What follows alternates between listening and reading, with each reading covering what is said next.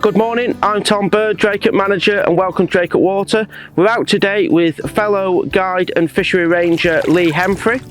Today we're going to be looking at fishing the back end.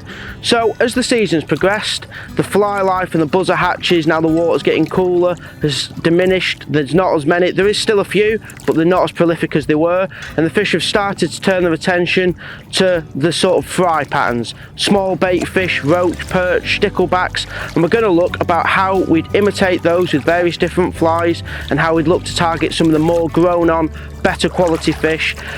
That's one of the reasons we've got Lee out with us today. He's an absolute master of the sunk line and getting the bigger fish. He wins various fur and feathers at this time of year, and we're really looking forward to having him out with us. So as you can see from the way that me and Lee are dressed, it's quite cold today, sort of typical back end, although the fish have been quite high in the water. So we're going to start high and then we're going to work our way down. So let's talk about the sort of rods and the lines we're going to start with and the setup. So I'm today going for a Vision Stillmanic in a 10-foot 7 weight. The reason I've gone for this rod is it's quite a powerful, fast action rod that's going to enable me to cast the heavy sunk lines and also the bigger flies, get them turned over, and also it's got a nice bit of backbone to get those hopefully larger fish that we're going to encounter. So let's have a look now at the line I'm going to go for. So I've gone for, to start with, this is a Dye 5 sweep from Airflow, and the reason I've gone for this is it's a great searching line. What it does, it fishes more like a traditional high D, so it goes down with a U-shaped profile, and the good thing about that is it starts near the surface, and then as you retrieve and let it sink, it comes down through the water column, through those layers and back up, and often that sort of sweeping action can make the fish eat when they'll just follow other lines and flies, and also it allows you to count it down from the top all the way through the water layers. So the flies I'm going to look at today, we're going to go for the box of death, as we like to call it. So this is a box filled with all sorts of fry type patterns. We've got snakes, humonguses, some floating fry down here, suspender minkies. So I'm going to go for a couple of snake boobies. So something like this olive one here, and then I'll probably mix it up and maybe try a white one. Go for a long leader, probably around 20 feet, just to see how we go. I can always reduce it, make it a bit shorter. I'll be using the Fluoroflex Strong again. I'll be going for about somewhere either in the sort of 2 or the 1X, the 11.2 pound or the 13 pound, just so that it's nice and stiff. It's got some good strength about it if we do get into those big fish, because you don't want to get broken landing hopefully what's going to be maybe the fish of the season, could even be a fish of the lifetime at this time of year. At the minute I'm utilising a roly-poly retrieve. This is a constant retrieve. You can see the lines constantly going hand over hand, and the idea is you keep that fly constantly moving and it entices the fish in. So I've already just had a pull on the last cast. I just had a small pull then, so come up now and just give it a hang, and the idea with this is you're giving the fish the last chance to eat it. So you see my first snake there. Well, nothing then, so let's get it back out and have another go.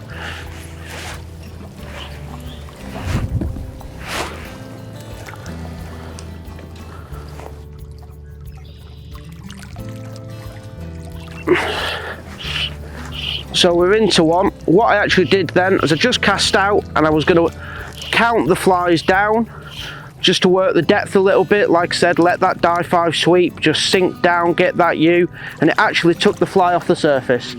And also Lee's in. So Lee's tried dropping one a little bit deeper, and we're attached to each other. Well, who wants to go first then, Lee? Oh, you brought one net out, I think.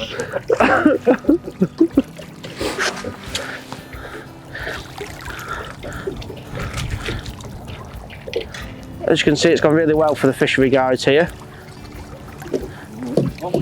Oh, we're off, Lee. We're off.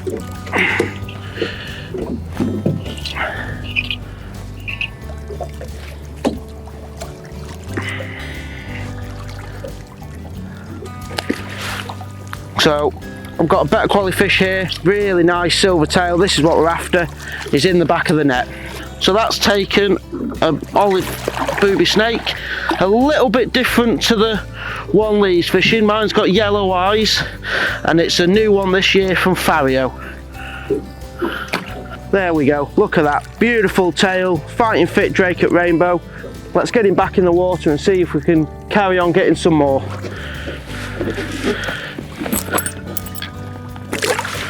Oh.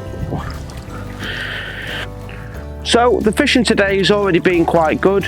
We've had pulls, fish already. We've only been out here about 10 minutes.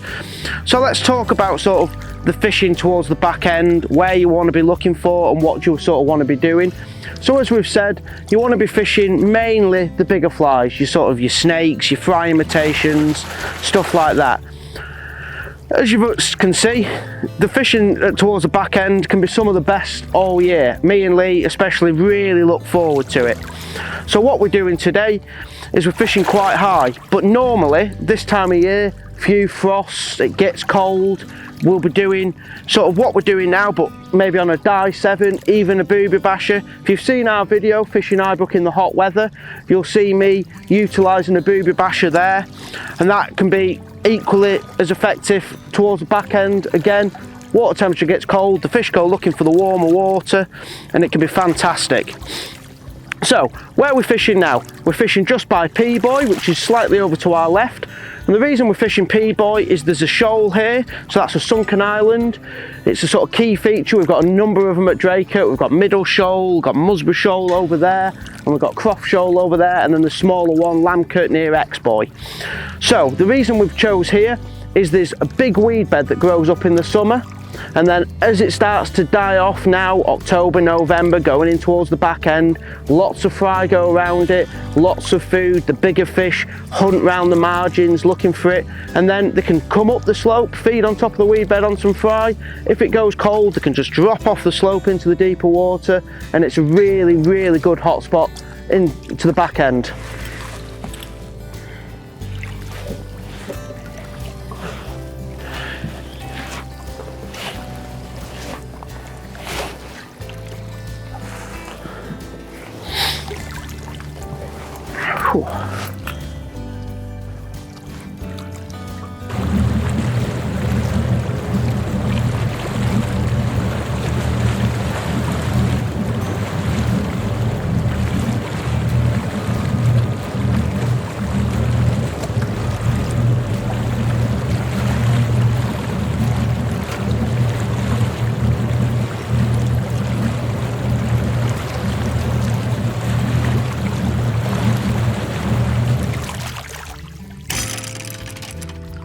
We've just moved, we're now on Musborough Shoal.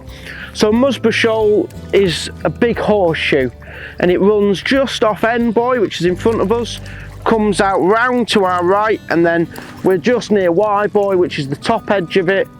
And like I said, big horseshoe. The main sort of shoal is in between the two boys, right out in the middle. Again, lots of weed. So at the minute we're just casting onto the top sort of edge of it, near Y, and then as we retrieve, we'll bring it down the slope and back up towards us, hopefully encountering fish either on the top or in the slightly deeper water as it comes off and up that shelf, or down the shelf, round the shelf, big shelf. We'll only get us 10 minutes. If we get no ball, the fish ain't there and not having it, so this time of year, short down, keep on the move. So today out with Lee. Now Lee is an absolute master of the sunk lines. There's a lot of really good anglers in the country, but Lee is probably top 5, maybe even top 3 of anglers on sinkers. And the reason is he really thinks about what that sinker's doing under the surface. Obviously with a floating line and mid-tip you can see where it is, you can see what it's doing. You've got a rough idea where your flies are. Obviously when you start getting down to your die 5s, your die 7s, they're sinking at 5-7 inches a second. As soon as it's off the surface, you've got to try and visualise in your mind what that fly's doing, what that line's doing, how your retrieve is making that fly and the line react. And Lee, his knowledge of them is second to none.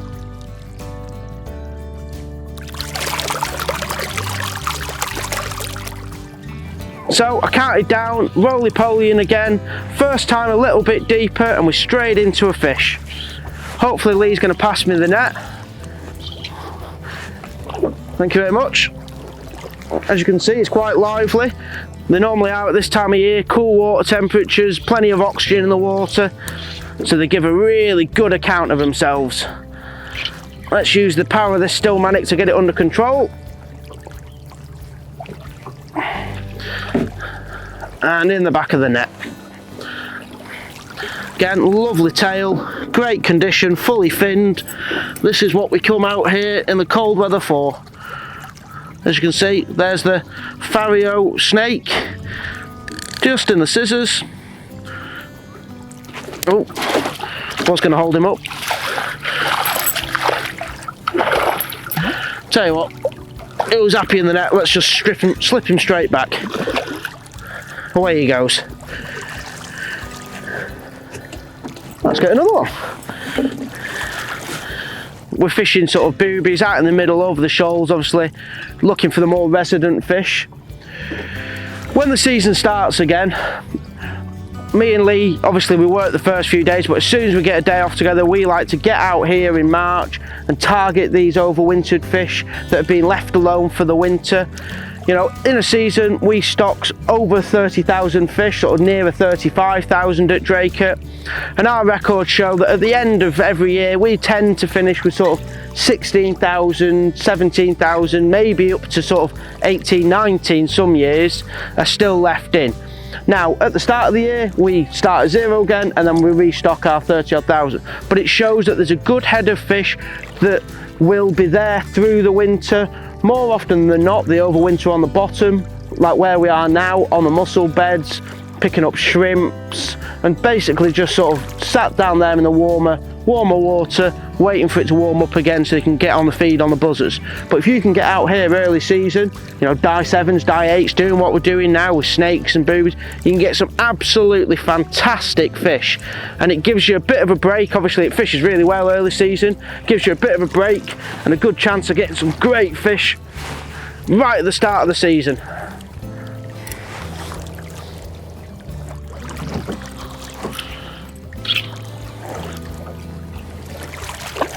There you go, you're off. Should be. Here's a slightly better fish. Again on the olive snake, roly-poly in. Dropped it down a touch deeper then, 30 seconds. Hey up. Come here.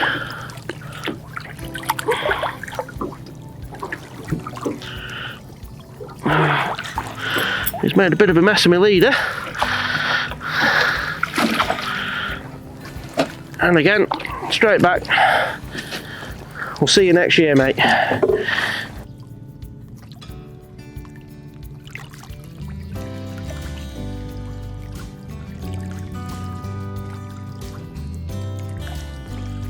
So that's the end of a really successful morning out here on Draycote. We've enjoyed some really good back-end fishing. We've only been out sort of four hours maybe.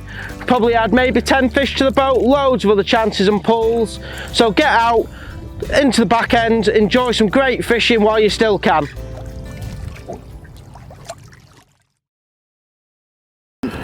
So, while me and Lee have both gone for the die 5s, Lee and I. While Lee and I. Me and Lee. Right, ready? Yeah. 3, 2, 1.